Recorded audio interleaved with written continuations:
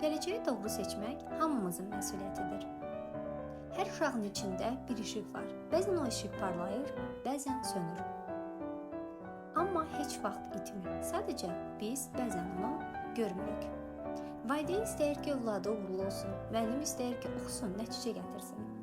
Uşaq isə istəyir ki, onu anlasınlar. Amma çox vaxt bu üç istək bir-birini eşitmir. Bəzən biz deyirik, bu ixtisas yaxşı qazandırır, amma unuduruq ki, hər kəsin qazancı ürəyindəki sevgidən başlayır. İnsan yalnız sevdiyi işi görərsə, həm uğurlu olar, həm də xoşbəxt. Valideynlərə demək istəyirəm ki, övladınıza dinləmək üçün zaman ayırın. Onlara diqqətlə qulaq asın.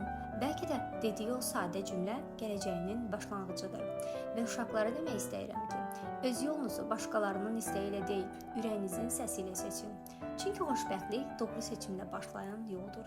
Bəs doğru ixtisası necə seçək?